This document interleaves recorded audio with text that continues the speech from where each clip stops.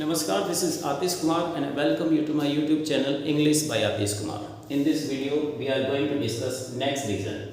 Man is mortal. आदमी नश्वर है, मतलब आदमी की मृत्यु निश्चित है, ये सही है। बट कभी भी नहीं कहा जाता कि औरत की मृत्यु निश्चित है, या तो ऐसे कहा जाना चाहिए आदमी और औरत दोनों की मृत्यु निश्चित है। बट हमेशा मैन को ही टारगेट क्यों किया जाता है? मैन इज मॉर्टल, इसका मतलब वुमन इज इमॉर्टल, फिर तो औरत अमर होनी चाहिए। सिर्फ लिखा जाता है मैन इज मॉर्टल, ओनली आदमी नश्वर है, फिर तो औरतें तो अमर होनी चाहिए, जबकि ऐसा नहीं लिखा जाता। क्यों?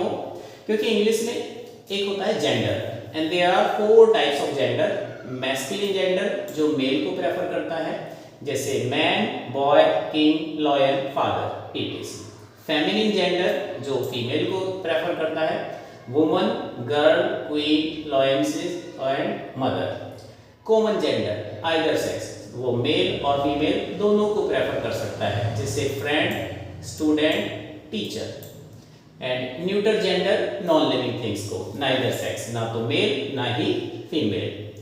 अगर हम कहें कि एक लड़के को अपने माता पिता का सम्मान करना चाहिए, एक लड़के को अपने माता पिता का सम्मान करना चाहिए, तो a boy should respect his parents.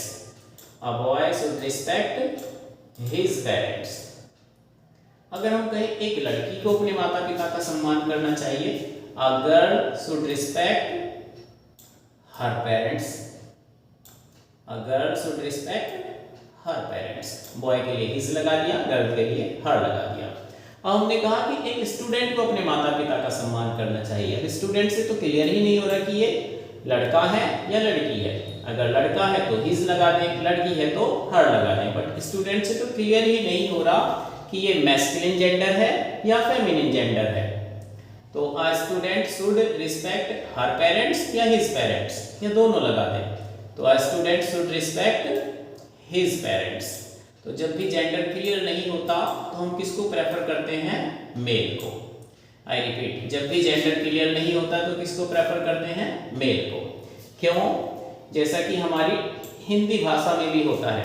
हमने कहा जिसे देर हो रही है, मान लो एक क्लास में लड़के और लड़कियां दोनों पढ़ रहे हैं। अब हमने कहा जिसे देर हो रही है वो जा सकती है, तो क्या ऐसा नहीं लगता सिर्फ लड़कियों के लिए बोला है? जी हाँ, ये तो सिर्फ लड़कियों के लिए बोला है।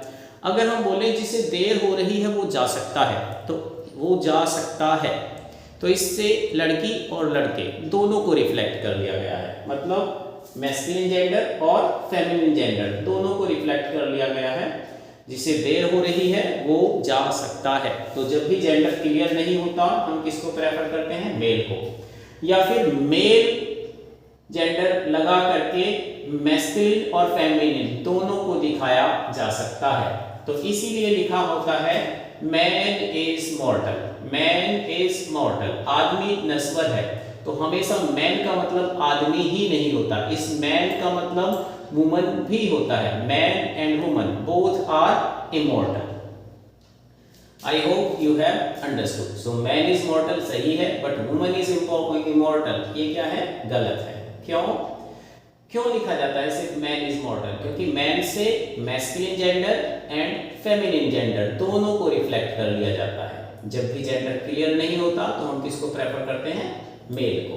अगर जेंडर क्लियर है, a boy should respect his parents, a girl should respect her parents, a student should respect his parents, a teacher should respect his parents. तो जब भी जेंडर क्लियर नहीं होता हम किसे प्रेफर करते हैं? मेल को। या फिर ऐसे कह सकते हैं मेल जेंडर लगा करके, मेल वाले वर्ड लगा करके हम दोनों जेंडर को क्लियर कर सकते हैं, रिफ्लेक्ट कर सकते हैं, मैस्कुलिन और फेमिनिन। सो मैन इज मॉर्टल मतलब मैन भी मॉर्टल है और वुमन भी मॉर्टल है। I hope you have understood. Thank you. Next reason होगा आपका,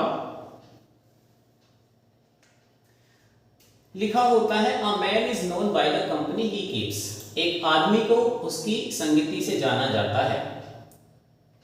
अब हम कहें a woman is known by the company she keeps, एक औरत को उसकी संगति से जाना जाता है। बट ऐसा नहीं देखा हमने, हमेशा एक मैन को ही टारगेट किया जाता है। A man is known by the company he keeps. कभी भी नहीं लिखा हुआ होता। A woman is known by the company she keeps. Practice makes a man perfect. Practice makes a man perfect. क्या सिर्फ प्रैक्टिस एक मैन को ही परफेक्ट बनाती है? वुमन को नहीं बनाती, वुमन को भी बनाती है। बट क्यों नहीं लिखा होता कि practice makes a woman perfect? A drowning man catches at a straw. डूबते को तिनके का सहारा। अब अगर एक इंसान डूब रहा है, एक मैस्कुलिन जेंडर, एक लड़का डूब रहा है, कोई आदमी डूब रहा है, तो हमने बोल दिया कि a drowning man catches at a straw. डूबते को तिनके का सहारा। और मान लो कोई औरत डूब रही हो, तो ये नहीं कहेंगे कि डूबती को तिनके का सहारा, फिर तो कहना चाहिए डूबती को तिनके का सहारा। A drowning woman catches at a straw. हमने कहा a hungry man is an angry man. A hungry man is an angry man.